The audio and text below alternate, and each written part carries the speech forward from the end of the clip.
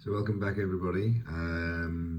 Today is the 5th of October and in 15 days time I will be flying out to Gibraltar to leave with the boat to go into the Atlantic Ocean, which is it's quite daunting.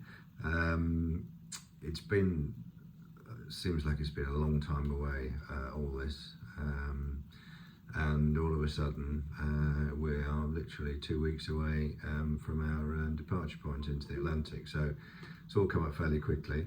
In the last sort of 6 weeks I've completed my shore-based yacht master course and also my ocean yacht master course, which involves familiarising myself with the sextant so I can do sun, star, moon readings if we have a navigational out on the whilst we're in the Atlantic. So there's been an awful lot of preparation of the boat that's been going on, and I've been doing it gradually over at least a year, looking at all the bits on the boat, making sure they're all up to speed, checking them all, servicing them all, getting people to have a look at them. So there's also the ARC safety list, which they're very specific about. There's certain things that you need to have on there. I had an online safety inspection when I was in Marimar with Roger from the ARC rally, and we went through on WhatsApp. We had it was a WhatsApp call. We went through everything on the boat. He was satisfied. There are a few bits and pieces that he picked up on. One of the things he picked up on was this, which is an emergency VHF antenna which I've purchased. This is in case you're demasted and your antenna fails, and it's basically a VHF antenna with an antenna on the top of it, a long cable, so you can hoist it up something to try and get a bit of height, so it projects a few miles and you can actually use it on the boat. So I'll be taking that out when I go out in 15 days time.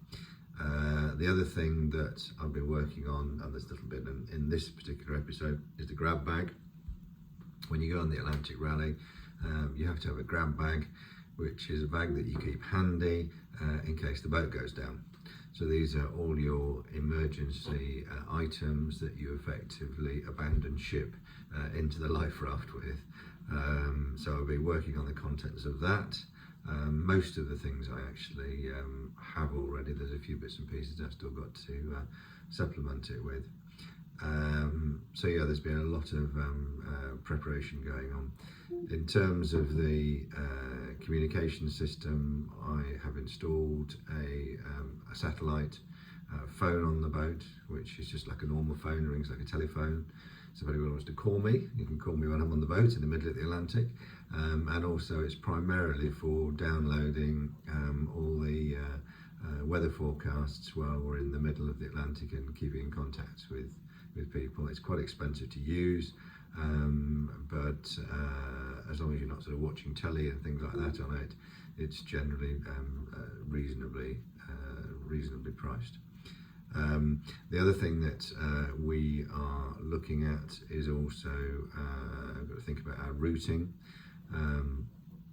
So where we're actually going to go across the Atlantic. So basically from the Canaries, we head south, pick up the trade winds, and then across to San Lucia. It's about 2,800 miles, I think, maybe 2,900. But we need to think about our routing. I've also been working on a watch system, and I've got a watch system which is basically 4 hours on, 4 hours off, 4 hours on, 4 hours off, 2 hours on, 2 hours off. And the reason why they have shorter watches at the end is so that the watches rotate on a daily basis, so you're not always doing the same watch. And also we are going to double up on watches, so generally there'll be somebody who's on standby, somebody who's on the main watch. So that's been fun organising that. I've also been working on menus. I've done a 21-day menu over to the Caribbean, because without a menu it's very difficult to organise a shopping list. So on top of the menus, I've also organised a shopping list. So there's all the provisioning that we will need to do when we get to Las Palmas in the Canaries. So we're going out on the Canaries flying back from the Canaries when we actually arrive there at the end of October, and we're then flying back out again on the 12th of November. So we'll have a week in Las Palmas before we actually set sail across the Atlantic. And there's a full activity program that's been arranged by the Atlantic Rally. It should be quite fun actually. There's going to be 300 boats there in Las Palmas Marina, so it's going to be a big party. And I'm really looking forward to it. There's still quite a lot of things that we need to do when we get there. We need to do a bit of sailing while we're there, and things we need to sort of practice. We need to practice our man overboard routine, so that if we lose anybody in the middle Atlantic, we can actually get them back. We need to practice sailing with our downwind sail, and how we're actually going to do that with the spinnaker boom. I bought a new drogue, which is a sea anchor, so it's very rough. We can basically deploy that sea anchor out at sea and it'll slow the boat down. I haven't tried that out yet, so I've got it in the bag in the boat, so we need to get that out and we need to trial that. And also new is a gale sail, which I bought from Roddy Tasker, a brand new sail, and it's basically a storm sail which attaches onto the main furled genoa. So yeah, we need to have a go at that, and so make sure we can get that up if we need to. Again, that's for heavy weather sailing.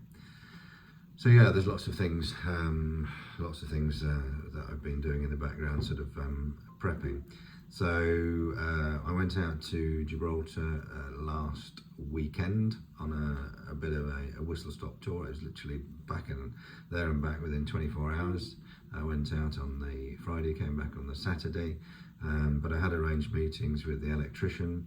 I've asked him to look at the motor for the windlass, for the anchor motor, and also I've asked him to service the two winch motors as well, because of the condition of the thruster motors, which were terminal. I'm just concerned that I don't want any problems at all with any of the other items on the boat, so that's a precaution I've taken. There's a couple of other small electrical jobs that I've asked him to look at. I also met with the rigger, who's done a rigging survey of the boat, and that was about €400. Essentially what he does is a full survey of all the standing rigging on the boat. So he goes at the mast, he looks at all the shrouds, and makes sure that all the connections are solid, and that there's nothing that needs replacing, there's nothing that's in danger of breaking, and he's actually given us a clean bill of health. There's a couple of items on the running rigging that we're going to replace. The jib sheet, which I've never been particularly happy with since it was installed last year. It's just impossible to work, so he's going to put a new one of those on. And we've also got the main sheet furling system, which he's also going to replace. So that hopefully should be done by now or imminently, so that when we get out the boat on the 20th, we are in great shape. So I think the boat probably, since I bought it, has never been in better condition than it is now. So I'm confident that when we go out, we will be in good hands. Anyway, a few short videos of my trip and a few other bits and pieces. So sit back, enjoy, and yeah, I hope you enjoy it. Yeah, I thought this was quite a funny shot, as it shows pouring with rain at Heathrow Airport. We're on the tarmac at Heathrow on the Friday when I was flying out, and then the next shot is of the runway at Gibraltar when we arrive at the touchdown at the other side. You can see that it's a beautiful day. What was odd was the cloud that was over the Rock of Gibraltar.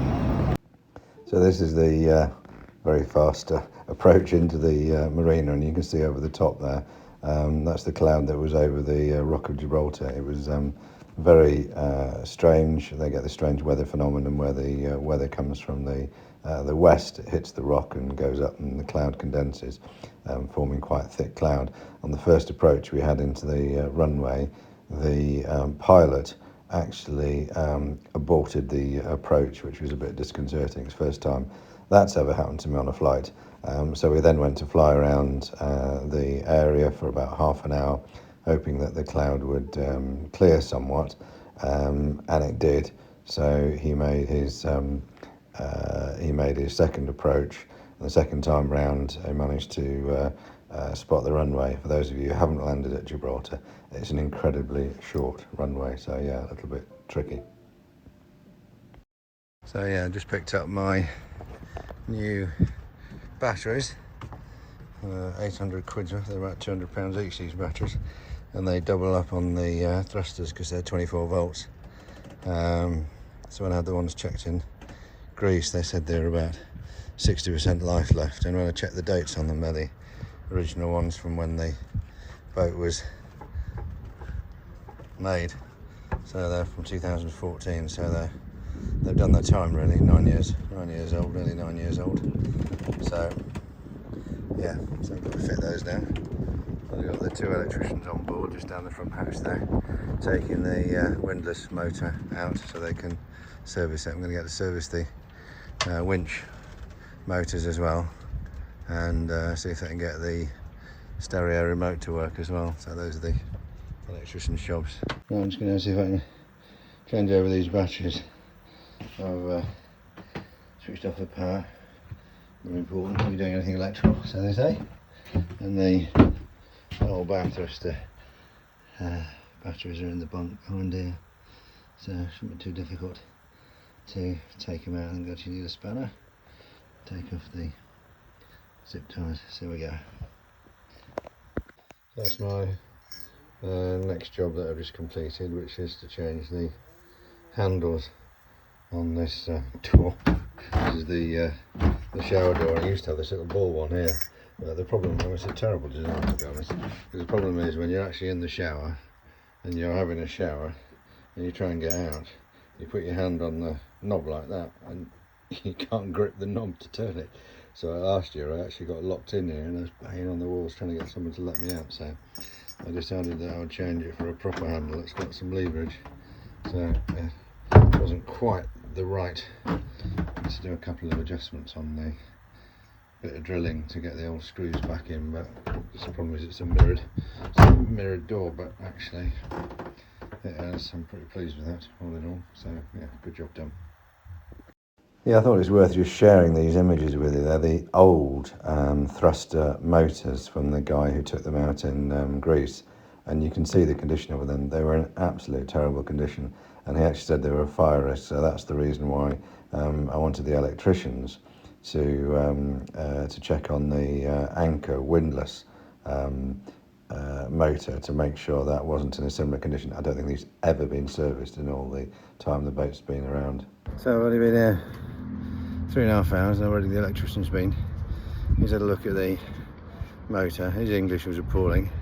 My Spanish wasn't great, so I'm not entirely sure what he's doing, except for he's coming back next week to see if he can repair it, and if not, I think he's going to opt for a new one.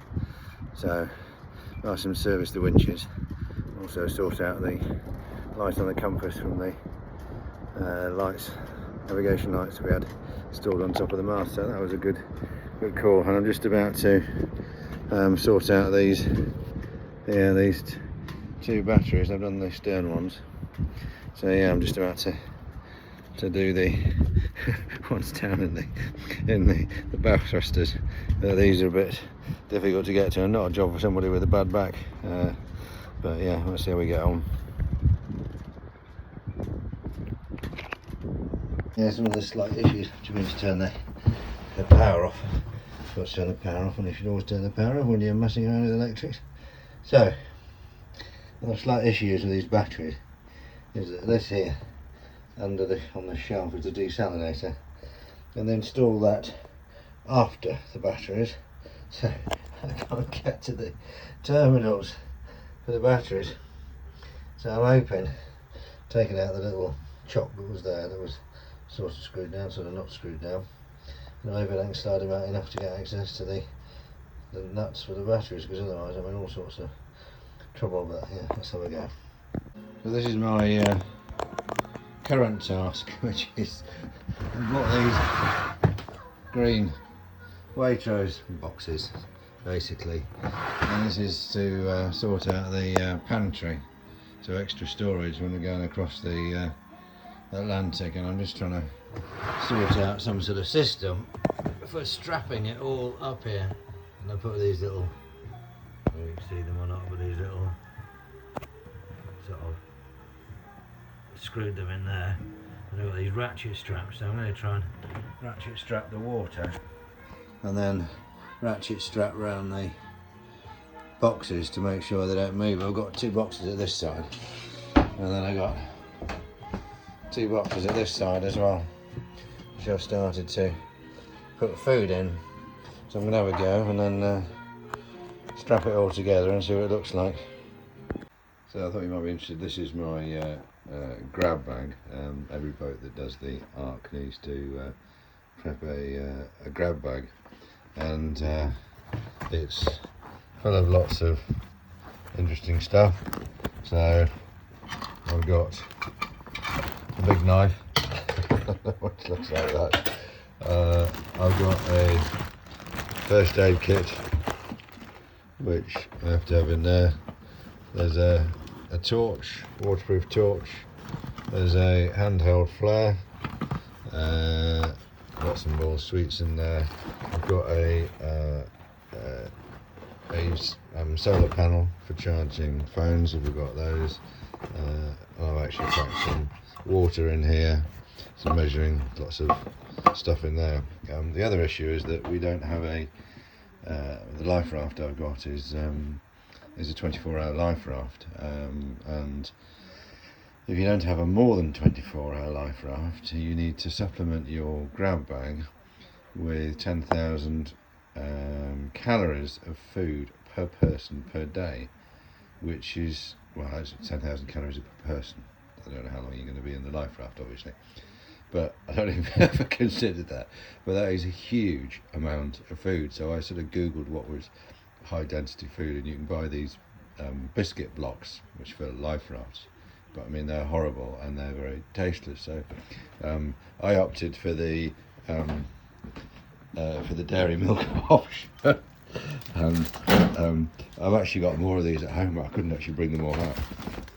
But these are basically, I think these are 300 gram, 300 gram, chocolate bars. And when I googled it, each one of these I think is 1,500. There's 500. I think it's 534 calories per 100 grams in a dairy milk bar. So each one of these bars is 1,500. And I actually calculated that I need 26 of these bars. I mean, I've got 7 here. I actually bought 10, but I couldn't bring them all because they're so heavy. So yeah, these are to go in my grab bag. I don't know if I'm actually going to buy 26 of them. It just seems crazy. So if we're in the life raft and we've got our grab bag, at least we'll be a happy, well-fed crew aboard the life raft. Anyway, I think what I'll probably do is just sort of get maybe, I don't know, 10 of these and sort of blag the rest with top-up food or something. But it's actually, it's quite, I mean, there's a lot of volume there. And similarly, even if you're going to buy the horrible biscuit blocks, there's a lot of volume there as well. 40,000 calories of food is a lot of food. So yeah, I'll see what they say when they inspect me in Las Palmas. So after a long, hard day of DIYing on the boat, I treated myself to a night out in La Linea. This is one of my favourite restaurants there, which is called La Taberna, and they have a fantastic selection of tapas. So I sat there like Billy No Mates on my own. But I had a fantastic time anyway, enjoying my own company, and after quite a few glasses of wine, stumbled back to the boat. So yeah, here we are in the marina. It is 25 to 9. There's the rock. We've got a westerly blowing out of the Med, which causes this phenomena on the rock where all the sort of cloud hits the rock and then condenses at the top and causes this sort of trail of cloud at the other side. And we had this yesterday when the pilot came in. He aborted his landing because he hit a big block of cloud and couldn't see the beginning of the front of the runway. It's a very short runway and tube, and so he aborted his landing and went to fly around for half an hour and then came back again when he'd built up courage to land the aircraft. So it looks worse today, so I'm hoping that we're not going to have any problems landing the plane, which is going to take us back again. Takeoff's fine, but because you actually take off to the west into the wind. So yeah, it's just if the actual arriving plane can land. So hopefully it can. Flight's due to take off at 11:20, so it's just a quick 24-hour trip for me. But I've achieved all the jobs I had to do, and I've met the rigger and also met the electrician yesterday. I spent quite a lot of time on board with him, sorting out a few bits and pieces. Got him to sort out the stereo remote, and also got him to service the winch motors and the windlass motor. So yeah, it was a useful trip. So to come back in a couple of weeks' time, the boat will be tickety-boo. Yeah, so I'm all packed and ready to go. I'm taking back my old charts, all the Med charts, because I don't want to carry those around the Caribbean, and there's masses of them, and all the pilot books and stuff like that, so a bit of a big case. But yeah, I'm going to be packing up and walking across to the airport in about 3/4 of an hour, and it's about a 15-minute walk, so sit down and have a relax. The problem that getting to the airport is going through the Spanish passport control, because they are very, very slow. There are times when you think they actually do it on purpose, just for the Brexit buggeration factor, but who knows. So yeah, see. So this is the walk back to the airport. Marina's just behind me, and there's a little cut through here, access to the marina, and yeah, there's a sort of pathway through to the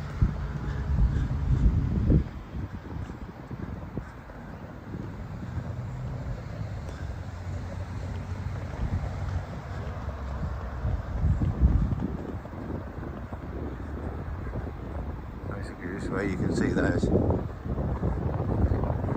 flags flying is where the border is, so see how close it is. I actually think it's a good spot for leaving my boat when I come back to the Med. So easy to get to and from the boat, and flights every day from Gatwick and Heathrow. So yeah, pretty well connected. And just through the trees there, you can see the rock looming. Oh, there's bloody cloud on it. I do hope it's not an issue today. We'll see. Press the button, little man. Espera verde. Right. So yeah, there's the rock over there, and the building you can see just there, past the sign there, is the airport terminal.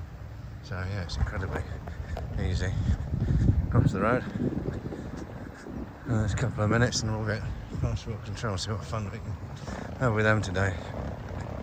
So that was quite amazing. Last time I came, there was a massive, great big queue, and it took me about 45 minutes to get through passport control. This morning, nobody. Straight through. So there you go. And that's the airport terminal.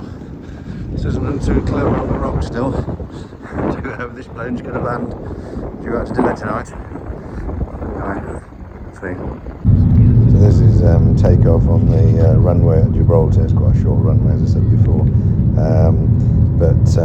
Yeah, that was it for my trip. So the next time I'm going to be back here will be with crew on the 20th of October, when we shall be heading out of the marina en route to Las Palmas in Gran Canaria. So looking forward to it.